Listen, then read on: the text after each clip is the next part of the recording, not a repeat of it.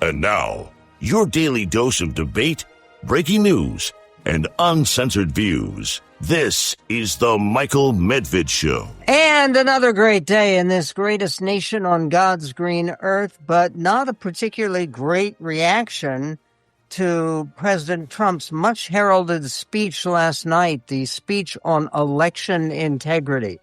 Was there a great deal of integrity in that speech? Was there the disclosure of all kinds of classified information that apparently had been hidden from President Trump while he was president?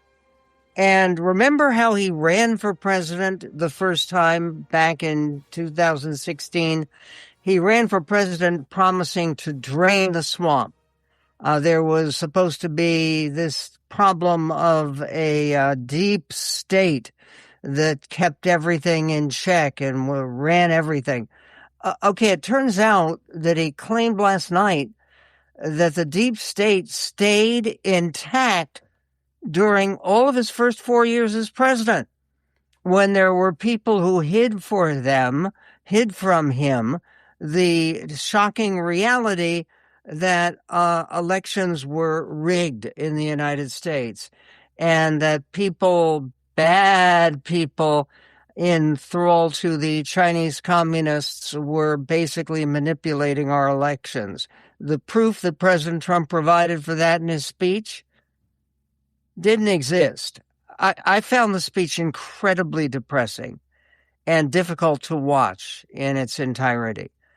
And people talked about it being deranged. It wasn't deranged because he knows all this stuff is lies. It's not like he believes it. And I think even in his delivery to the speech, where he was trying to stick to the teleprompter. Yes, I know, the irony was trying to stick to the teleprompter after the teleprompter operator had been discredited for using his inside information to win about $100,000 from betting parlors, betting segments of the economy. There are calls coming from across the country, and to some extent from across party divides, to start looking at the 25th Amendment. What does the 25th Amendment provide? The 25th Amendment provides at least a serious investigation of a president who was incapacitated.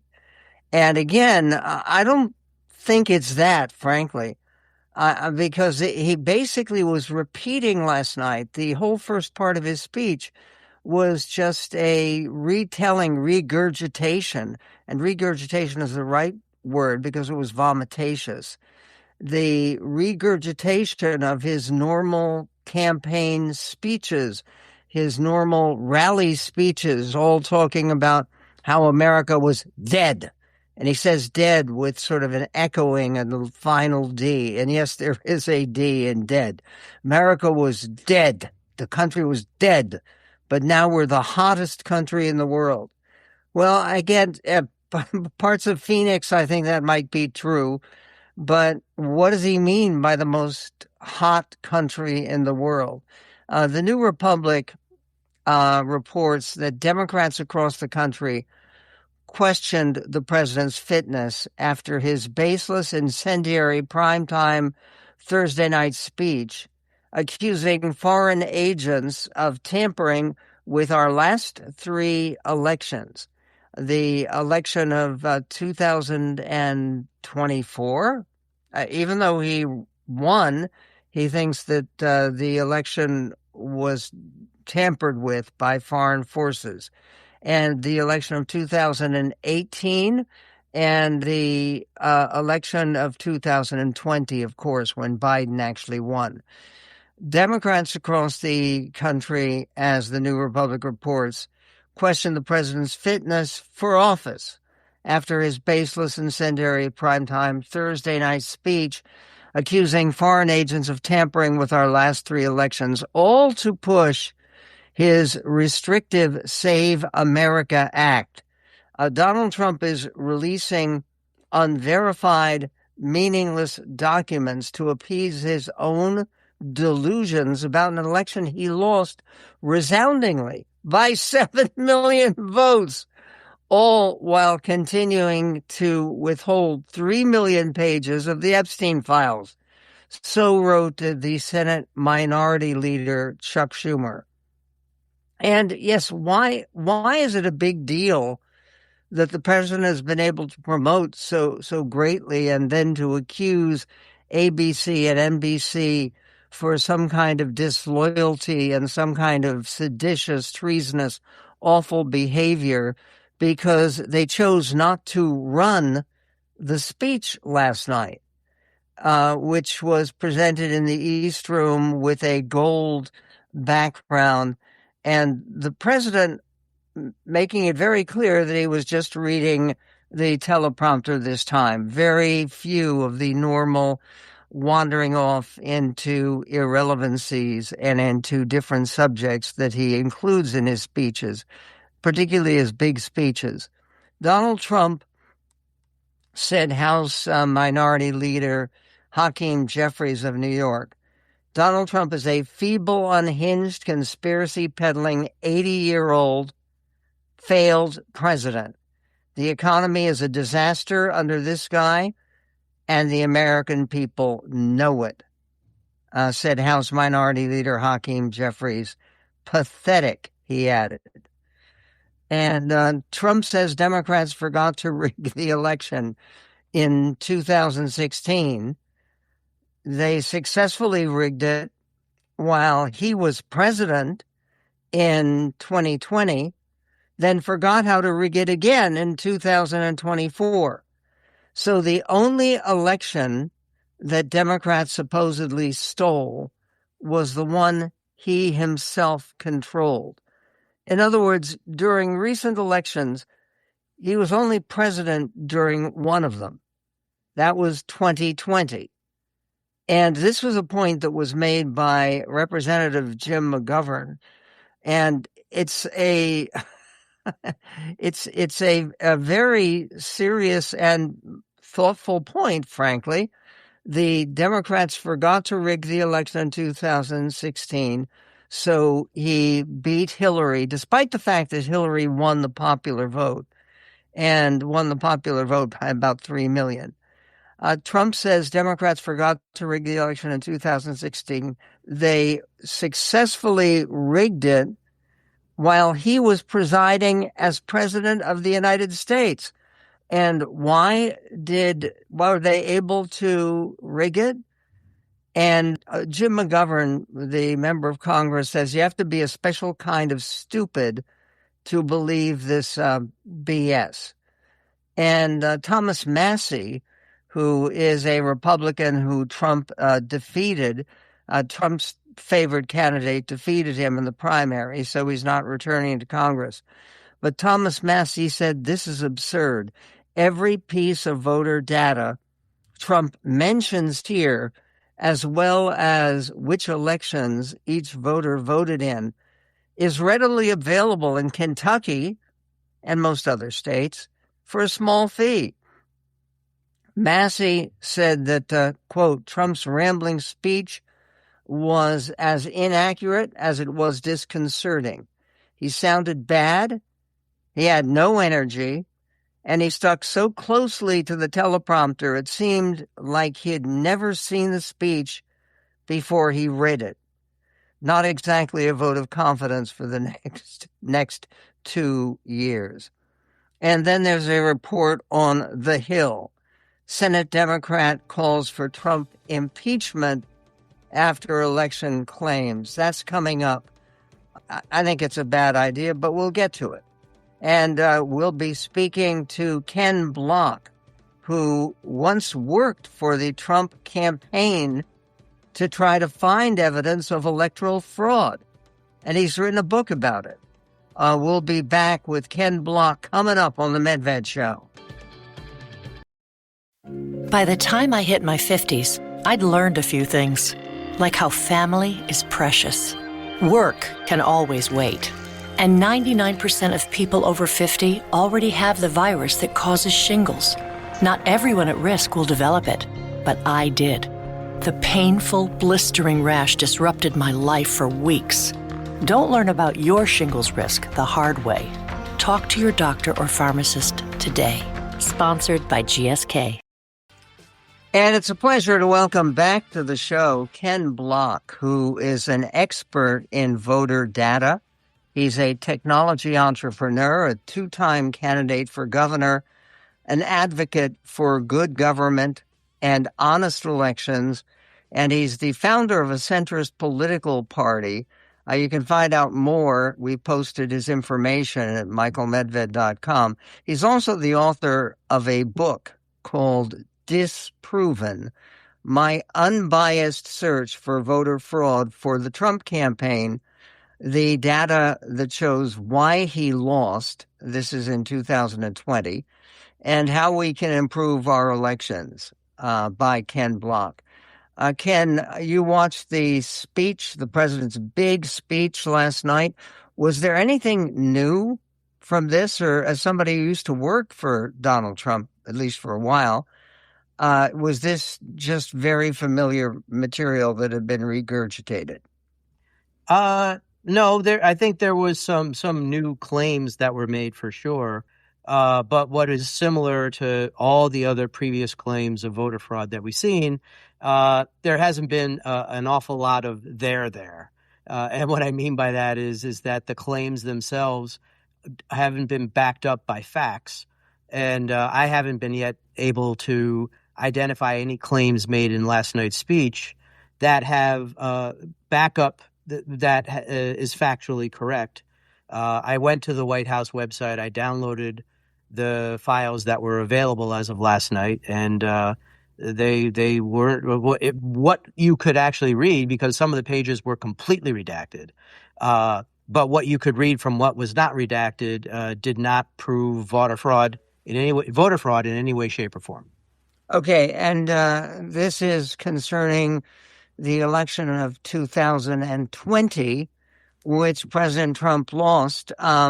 When you investigated this, you had been hired by the Trump campaign to search for evidence of rigged or stolen or illegitimate votes. How many illegitimate votes did you find? Enough to swing the election of 2020? No, we found a small handful of deceased voters, many of whom were ultimately prosecuted successfully for actual real voter fraud. But a small handful, not nearly enough to change any swing state outcome. We looked for evidence of people who voted twice in one place and again in a different place, taking two bites of the apple, and we found examples of that. Every election we see examples of it, but again, nowhere near enough to explain how the margin of victory, right? They all came in well under the margin of victory. And how did President Trump react to the results of your investigation? So the totality of my findings, aside from the data mining that I just told you about, where we looked for deceased and duplicate votes, the campaign also asked me, because they quickly trusted me, they asked me to review about 20 claims of voter fraud that had found their way to the professional lawyers in the campaign from the Oval Office and other places. And we did evaluate all 20 claims for them, because they really couldn't do it on their own. And we were able to show them to their satisfaction why each of the claims was actually false and not actionable in every way.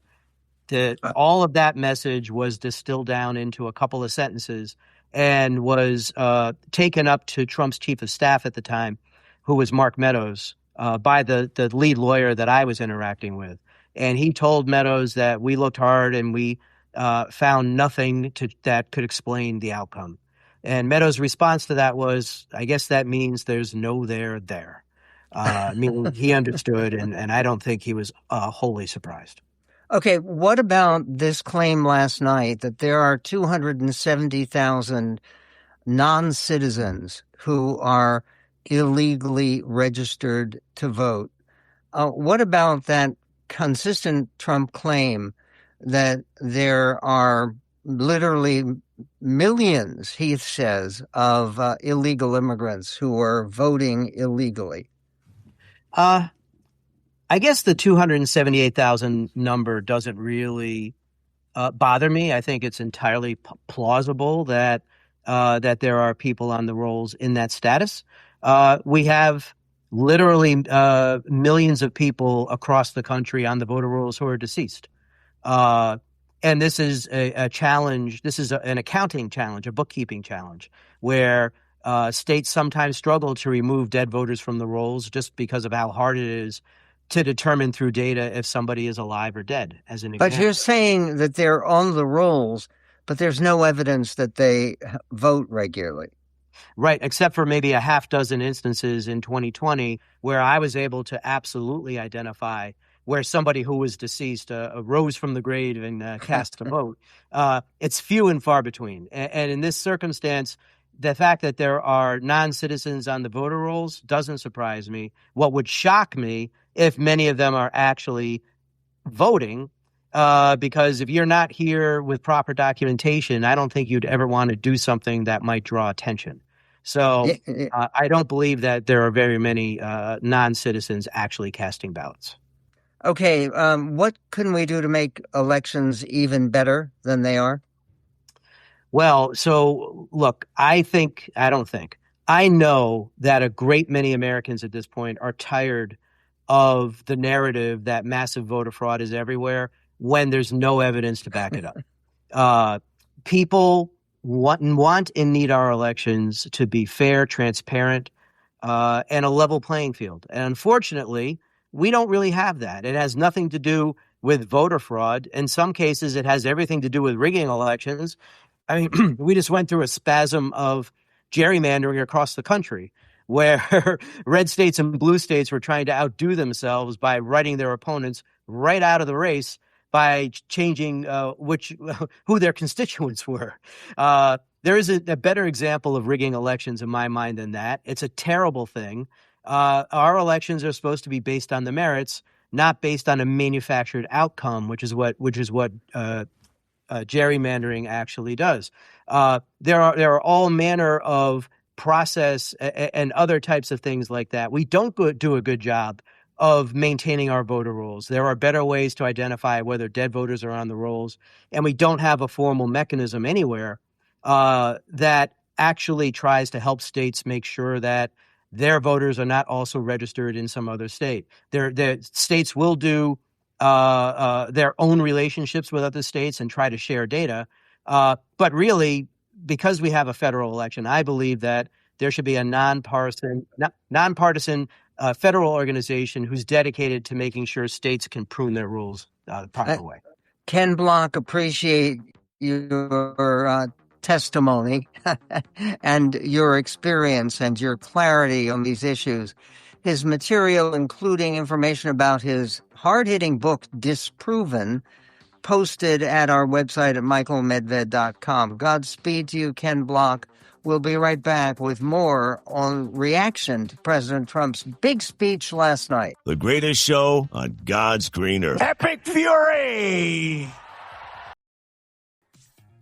And on the Michael Medved show, the enthusiastic reaction by Democrats across the country to the big speech on election integrity by President Trump last night. Well, the enthusiasm you can see, for instance, in a piece in The Hill, where a Senate Democrat, Senator Ed Markey of Massachusetts, called for President Donald Trump's impeachment following his most recent lunatic claims of election interference. I think impeachment is a bad idea. It was a bad idea the other two times it was actually brought to bear against President Trump.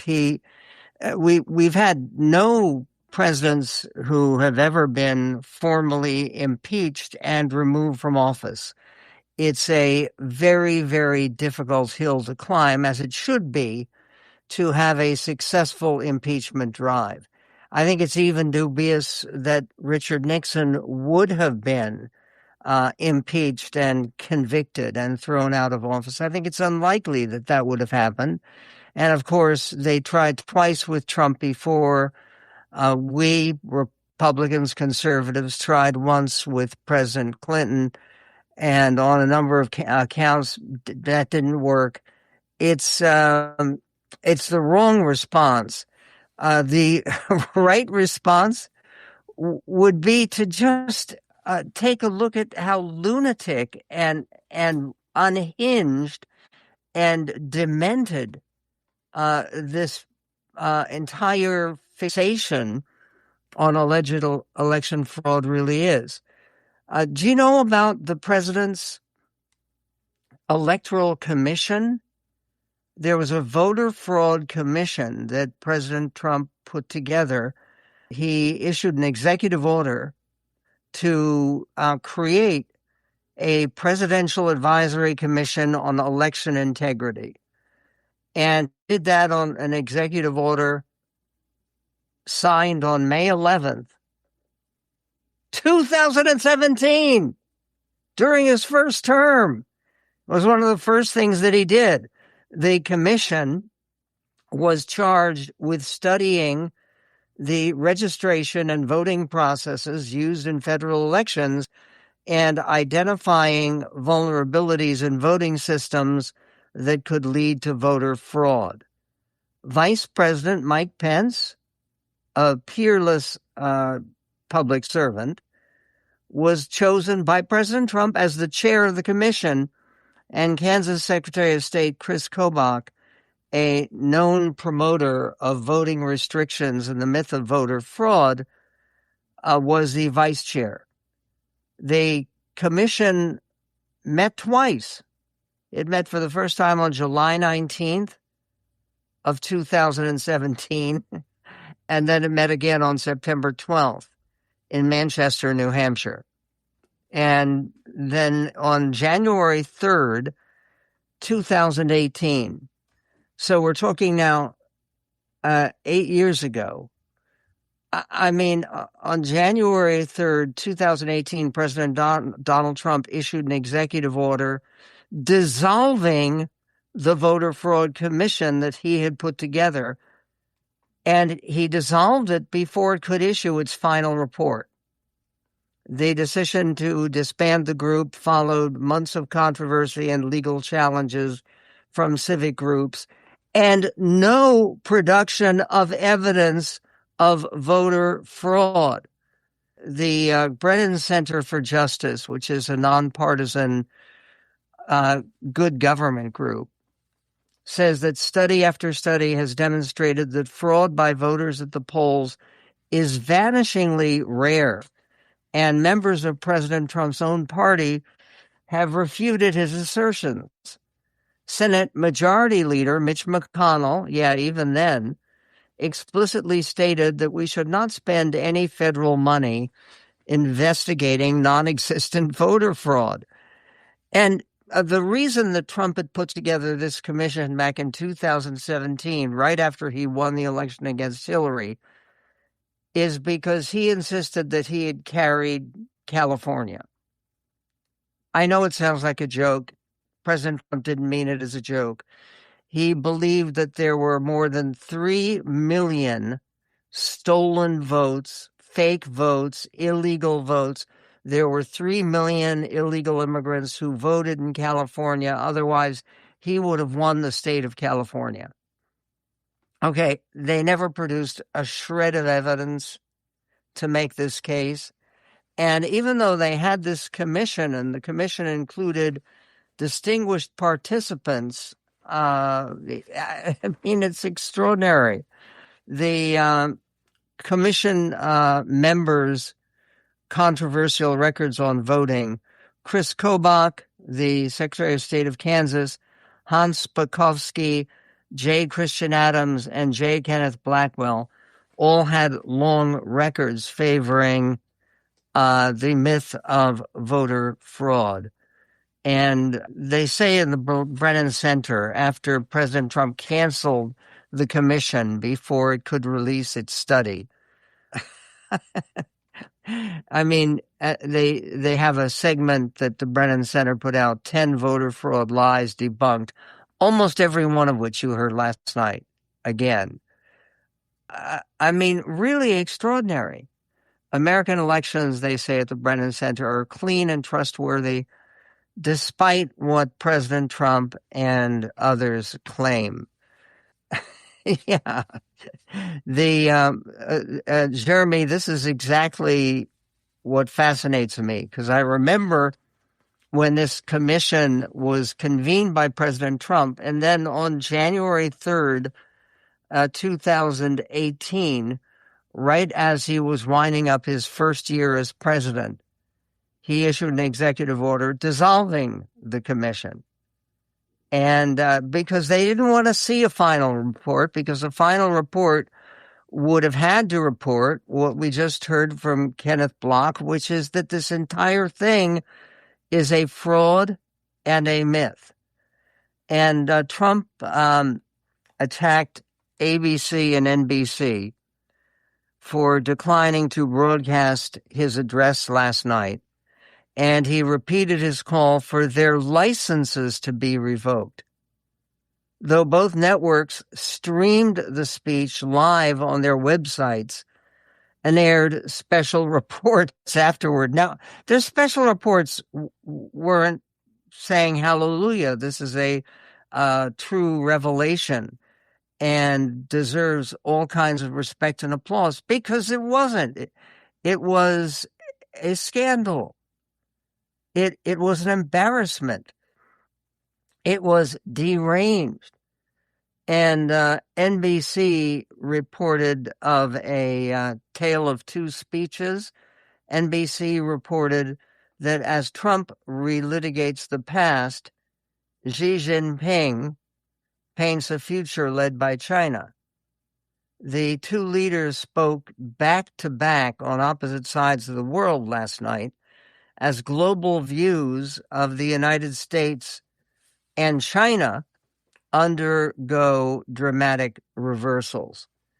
There's a piece in the Washington Post from yesterday. People now view China more favorably than the United States in countries across 6 continents, a stark shift seen in recent years as perceptions of the U.S. sour, according to findings by Pew Research Center. People in 27 of the 36 countries and territories surveyed have a higher opinion of China than the United States. That's a reversal of history.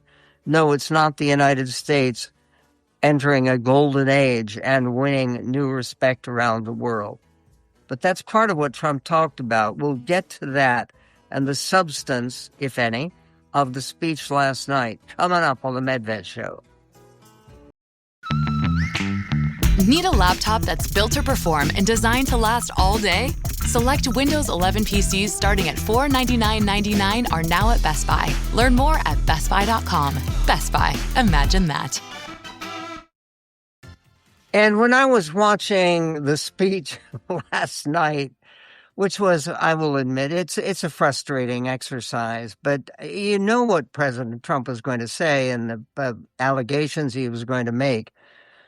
But I kept thinking that his emphasis on China rather than Russia, and Russia is more involved with election interference. There is more of a record, and the whole Mueller report, the one thing it did show is that even though there was no collusion with the Trump campaign, there was a profound Russian involvement in the election of 2016 and presumably other U.S. elections that the Russians have tried to interfere with.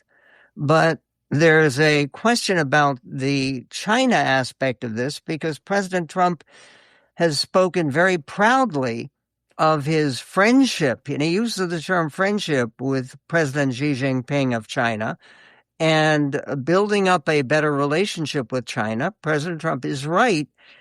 A better, stronger, more cooperative relation with China is important not only to national security, it's important to our economy. And there was a statement, because there had to be. listening last night to President Trump again and again and again, blaming China for creating fraudulent U.S. elections, I said, well, what happened to our new friendship with China? And there was a statement by the Chinese Foreign Ministry spokesman, whose name is Lin Jian, and what he said was the relevant allegations by the U.S. are entirely fabricated and aimed at vilifying China.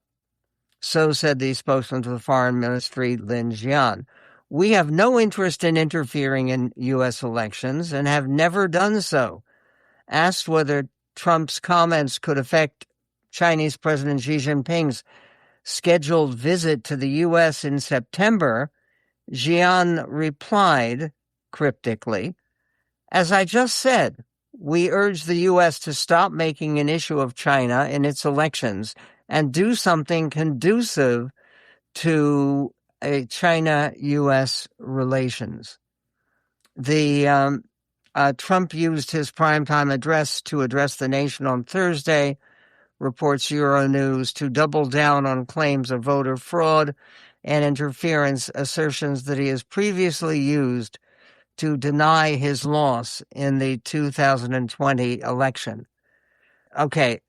Meanwhile, the response of other political figures here in the United States, what about the reaction of someone who President Trump doesn't like very much, Gavin Newsom, the outgoing governor of California? Here's what Gavin Newsom suggested in clip 99. Well, the only thing missing tonight in Donald Trump's speech was tinfoil.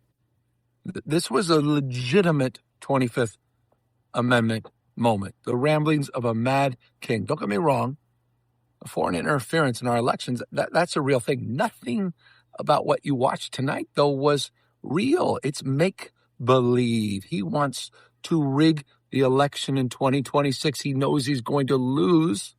He needs to rig the election before one vote was cast. That's what that whole thing was about tonight. This is a serious and profound moment where we can either fall prey to cynicism, fear, and anxiety, or we can step up and step in, mobilize, organize, not agonize, and turn out in record numbers this November and end Donald Trump's presidency as we know it. We can do that together.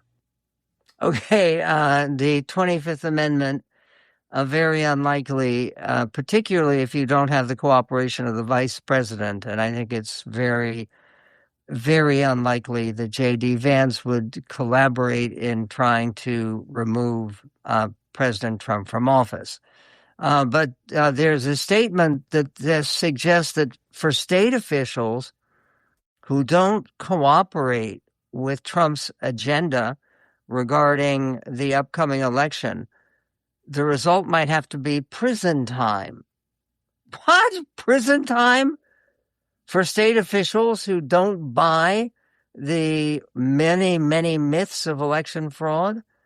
Here is what Mark Wayne Mullen, the Secretary of Homeland Security, had to say, clip 89.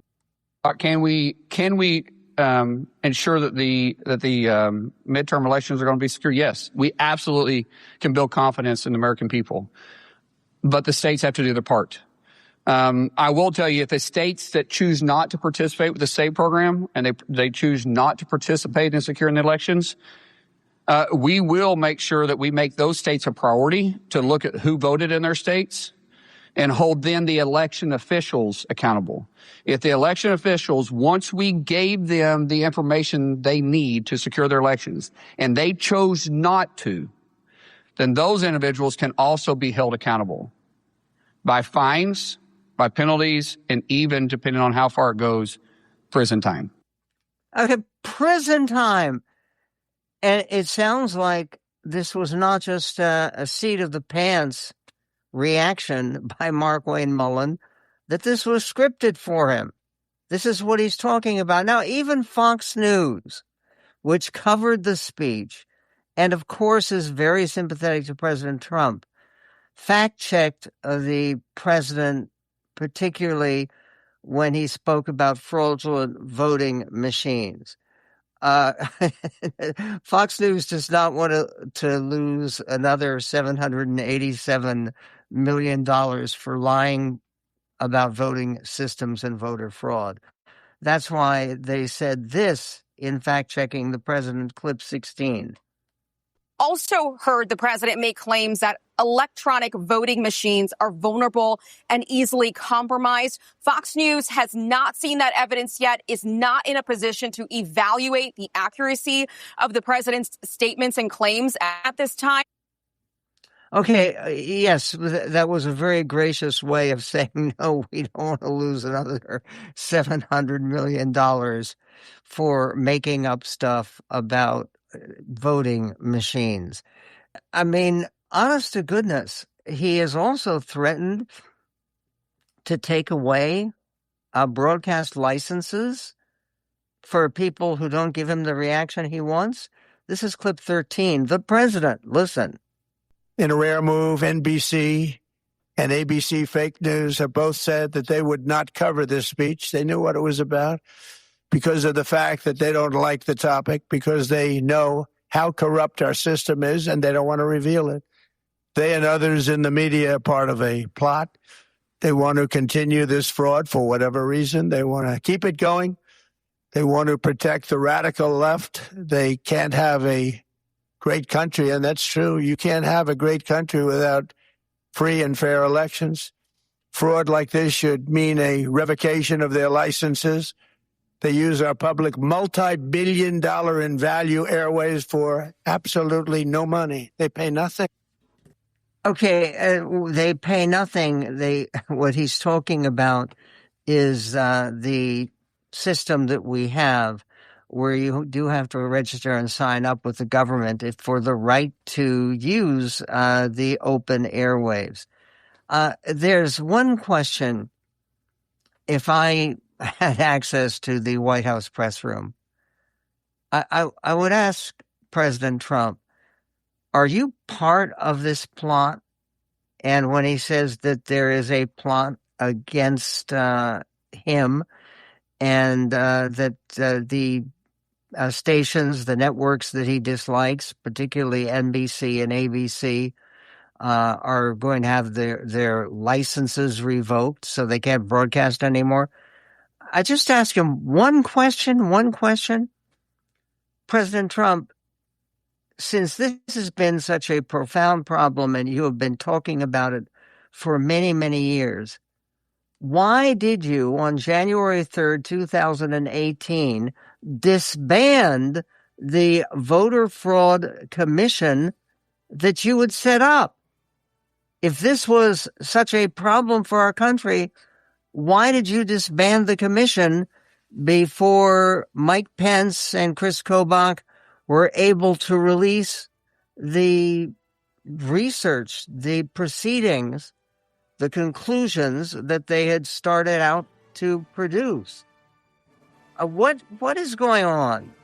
And it's not something that's healthy for this greatest nation on God's green earth.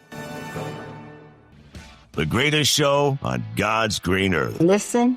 It's the Michael Medved Show. And listen.